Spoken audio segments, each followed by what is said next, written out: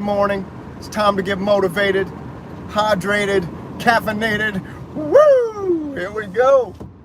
So, man, I don't know. Where do we go from here? This is what I just had some time off. I was just thinking. I'm trying to figure out where to go from here, man. I was just sick.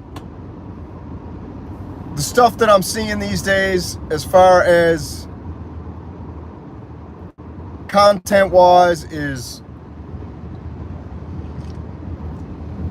it's boring me to death. I don't know, man. You guys are gonna have to tell me what you think about it, but the content-wise, the content in the synth community these days is absolutely boring me to death. And I'm a voracious consumer of content.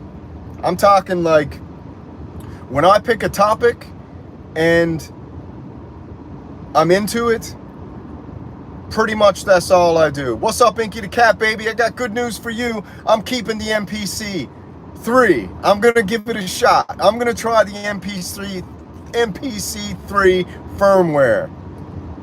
Because I like the colors, and because, you know what, I think it's been years and years in the making since MPC actually did an upgrade to their user interface. Inky, can you tell me the last time MPC updated their interface and user experience? Because this here now looks like something pretty damn special what they went and done. So I'm gonna hold on and I'm gonna give it another shot. All right, I'm gonna give it another shot. I'll give it another shot. But MPC is not the topic. We'll get into that in a second. But the topic today is SynthTube is boring me to death, and there's only a couple shows that are actually changing things up and doing it in a more interactive and fun experience. That is Noir et La Blanc After Hours live stream Thursday nights at, I think it's 11 p.m. Eastern time. That show is amazing. What they're doing with their community is amazing, and how they're building a real nice live stream style piece of content is awesome. And they're doing cool stuff with their interacting with their community, and that's kind of what I'm liking, what I'm digging, what I'm into. The whole gear review scene is turned into something. What the Labyrinth made me realize is, the Labyrinth made me realize that none of them are to be trusted. All right, that's just, none of them are to be trusted when it comes to giving you an honest opinion of the gear that they are being paid or given to review. That's what it made me realize, and it's sad, but now that I realize it actually properly, because the Labyrinth, I saw a video yesterday of Labyrinth. I'm gonna go over it later tonight. It was one of the best Labyrinth videos I saw. It was just the Labyrinth with some space reverb by, who makes the space reverb pedal? I can't even remember the name of the company. But anyways, that company, this dude did a video of the Labyrinth with some space reverb, and it was the best Labyrinth demo I saw. And finally I was like, okay, now I might understand why some of this hype is warranted, but not the rest of it.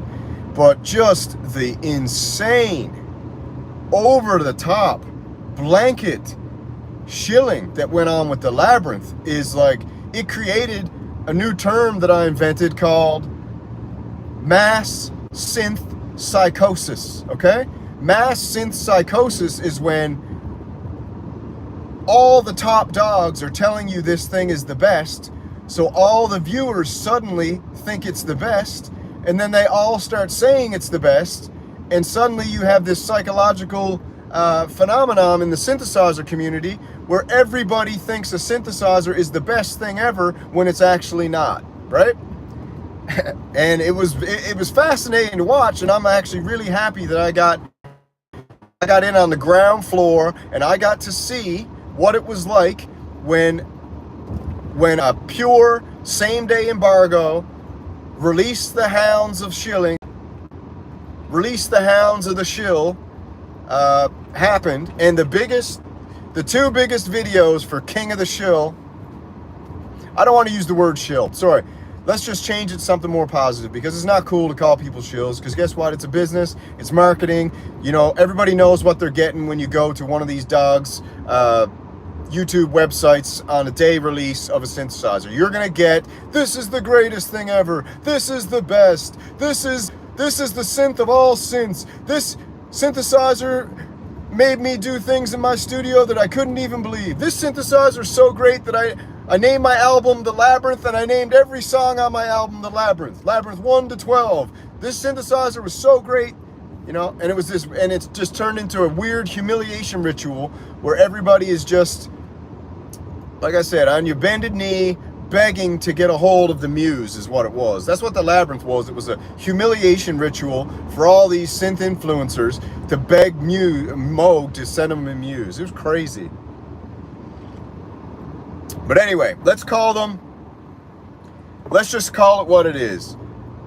There's a marketing department for the synthesizer community, and it's called the Synth Mafia, and the Synth Mafia is paid via equipment or money or promises, because a lot of these things are promises now. If you've listened to a lot of the big dogs, they've been invited into secret meetings and secret phone calls where they've established relationships with companies to keep their mouth shut about anything negative and only say positive things about the company, and then they will be entered into the lottery for the big synthesizers. Because the Synth Mafia doesn't want to get a Model Cycles. They don't want to get a Novation Circuits. Okay, their studios is filled with gear to the brim. They only want the big ones. They want the Polybrute 12s. They want the Astro Labs. They want the MOOG Muse. They want the, you know, they only want the big enchiladas. All right, that's what they want. Isn't it obvious?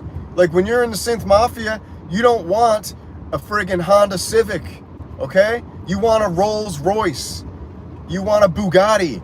You want a Lamborghini. Work on YouTube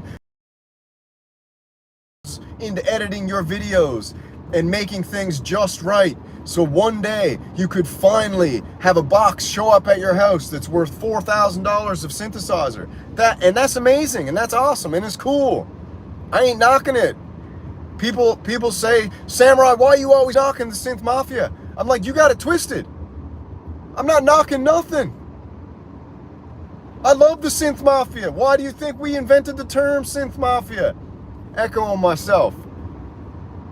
We invented the term Synth Mafia to identify a group of people out there who are at an elite level of synth fluencing, that they've put themselves in a category where you're blocked from it. You ain't getting into the Synth Mafia unless you play ball. What's playing ball? Playing ball isn't doing what I'm doing right now, right? So this stuff, if I want to be in the Synth Mafia, this kind of stuff hurts me, okay? It doesn't help me. It doesn't help me jumping on live streams and asking if the Synth Mafia is real, you know, as a tongue-in-cheek thing, and having some people freak out, you know, and get offended. I'm telling you, the Synth Mafias, I think mafias are cool. Because a lot of people don't tell you, but the government's a mafia too. It's all mafias. It's just some people wear pins for different political factions on their suit and pretend that politics isn't a group of mafias and a group of gangs. It's all gangs, man. So you got gangs that do the black market, and you got gangs that do the black market cloaked in a pinstripe suit, you know, or a pantsuit. They're the most hardcore gangsters going. So everything is mafia, and I'm giving credit to the mafia, the Synth Mafia, and I'm letting them know, you know, nudge, nudge, wink, wink. I know what you're up to, and it's all good, and I respect it and appreciate it. But that don't mean that I gotta pretend that it don't exist, and it doesn't mean that people on YouTube have to pretend that it doesn't exist, because it's real. It's a thing. There's a group of people who are in a group that all know they're in a group, that won't speak of the group, okay? But they all know, we all know, that, you know, you get asked to be in a group at some point, you know, and you can watch people on the come up. I mean, I remember the moment when Jorb got invited into the Synth Mafia by Bo Beats.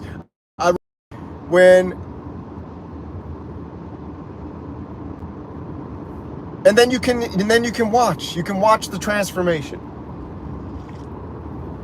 And it's not a bad transformation, okay? It's just a transformation, you know? Just like Clark Kent transforms into Superman. It's something different, all right? But anyway, where do we go from here? The synth community to me is about, I'd say, from my personal opinion, the synth community is about 10 years behind where the pop culture, social media community is on YouTube. They're about 10 years behind. And what I mean is they're stuck in this old get gear, only talk about gear in a very serious, you know, matter-of-fact way, only really criticize gear if it's from companies that aren't certified synth mafia, or no, because the synth mafia deals with the synth Illuminati, okay? The synth Illuminati are the ones who give the synth mafia the equipment, okay? That's how it works. The synth Illuminati gives the synth mafia the equipment, all right? Once they get the equipment, then they know they can only say a certain thing about the equipment. They can only say, this piece of electronic music equipment is not for me. Not because it's not amazing, but because this piece of equipment, it just isn't for me, okay? It's not for me. Not because it's trash, or stupid, or overpriced, or sounds like garbage, or the filter's thin. No, not because of any of those reasons. It's just not for me. And when they say it's just not for me, it means they think it's crap. That's exactly what it means. So, I think the synth community is about 10 years behind when it comes to content. I think they're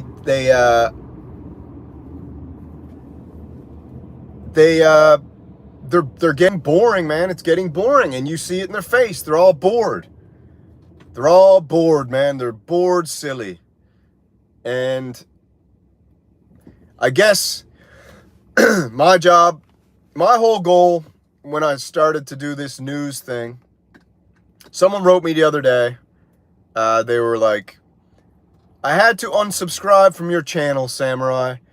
I gave you 1 year, and it seems that all you are doing is curating news and bringing it to us in a beautifully packaged video so we don't have to go read it on a very text-heavy news website. And I was like, dude, you nailed it. That's exactly what I'm doing. It's not for you? Then okay, cool. Take a hike, man. You know, what do you think I'm doing? After a year, you haven't figured out that I'm basically using the pop culture model of video style to bring you a curated news channel for synthesizer opinions and topics in video format. Have you not figured that out yet? That's what I'm doing? I'm giving commentary, news, opinion, humor. So I'm basically trying to be a little bit of a disruptor. You know, a disruptor in a good, fun way. That's kind of like disrupt, and I'm trying to inspire some people and give ideas for the everyman out there, that if you got a YouTube channel, you don't need to get sponsored and have gear to make a good channel. You don't need to constantly be in this insane trap of figuring out how I'm going to bring this you know, super intriguing clickbaiting content. No, you just need to set up your template and set up your stream so that it looks professional via OBS with a nice template where you can show your gear with your face. Go look at DJ Canyon. Go look at DJ Canyon's live streams now. They're beautiful, man. They look high quality. They look pristine. He's got his face in the top camera. He's got his gear on a top-down shot, and he got his logo. It's perfect. That's synth gorilla style. That's what you call being in your bedroom and saying, you know what, I might not have all the best equipment, I might not know exactly how to edit anything, but I can set up my screen in OBS to make it look high quality and professional, and make it look like I'm bringing a show to you now. And it looks light years better than his old stuff, and it's awesome, and I love what he's doing, okay? It's cool. Echo Craft. What an amazing channel Echo Craft has created here now. Echo Craft has got a high quality, super professional, absolutely entertaining channel where he lets his personality shine, and he's super honest, and he's an absolutely epic musician, and it's awesome. So anybody who wants to set this style up, all you got to do is fire me an email, man, and I will give you a hand in how to set up your own individual style and create your own individual show. And the whole idea is to create a community of people and nodes of people. So you got Echo's channel, you got DJ Canyon's channel. Go look at that style. That's the style we're trying to create here, where we get nodes of people, and then we can cross-pollinate each other via doing live streams together and having a chat and doing events like the Kumite. That's what we're trying to set up. That's the future of the synthesizer tube, okay? And then guess what? We can all talk about gear. If we can get our own gear with our own money and give honest opinions about it, they can not have to go waste $600 on a MOOG Labyrinth because the whole synthfluencer, synth mafia community told them it was the best thing ever. You know, it's just crazy. The whole synth mafia, best thing ever. Midlife Synthesis. Loved his channel, loved everything about it. But brother, what a job you did on that video, man. If I didn't have to keep my hands on the wheel, I would give you a standing ovation for the #1. That beat Andrew's video for the most epic synthesizer illusion of all time. There wasn't one instance in that video where you actually heard the Labyrinth without some type of cinnamon and spice in the background to confuse you to what you were actually hearing. You know, it was absolutely epic. It was genius. And his video editing was beautiful. The sound was beautiful. His song was awesome. I love how he named it The Labyrinth, or threw the Labyrinth in there. But again, total cop to MOOG to be like, I will do anything for the muse, and I will absolutely pretend like this Labyrinth is something like I never seen before. One even quotation he had in there was, the MOOG Labyrinth is like going to a casino. 99% of the time you'll get absolutely nothing out of it. But the MOOG Labyrinth is like that magical slot machine that when you do get something out of it, it's like winning the jackpot. I'm like, bro, are you serious? That is some gloss if I ever seen it.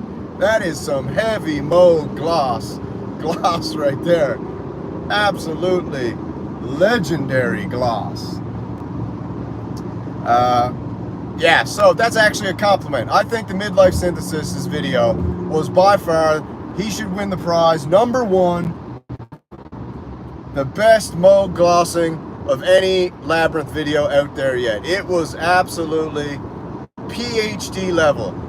PhD level. Him and Andrew was the absolute PhD level glossing. And it was amazing. I'm going to have to go back and watch that again tonight. It was so good. And you know why it was so good? Because Midlife Synthesis is a pro, okay? He is a pro in the synth mafia. He is an absolute pro, okay? Of the American arm of the synth mafia, because there's different arms. There's the UK and America. And if you haven't noticed, they're two mafias that compete against each other a little bit. Man, that was #1.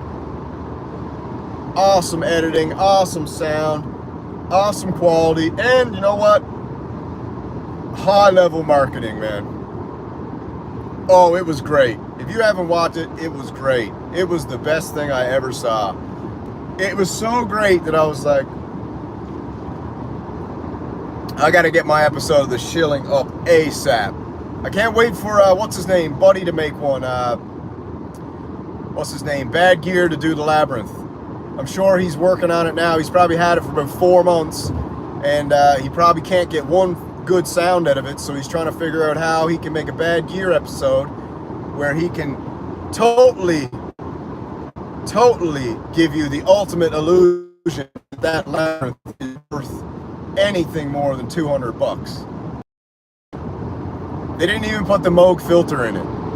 Can you believe that? They didn't even put the MOOG filter in the Labyrinth. Hilarious. They should have put the MOOG ladder filter and the state variable filter in that thing. You know? But I had a chat with Hans Volt the other day. Hans Volt told me that You need to get your mind off that the sound of the Labyrinth is what you should be for. It's an absolutely insane melodic creation machine. And I was like, okay, fair enough. You know what? When you look at it that way, maybe I'm getting lost in the weeds here, and I'm trying to look for it to sound good when I should be looking at it as a melodic creation machine that you CV out to your other gear to create melodies. I don't know. Maybe that's the way to look at it. I can't tell.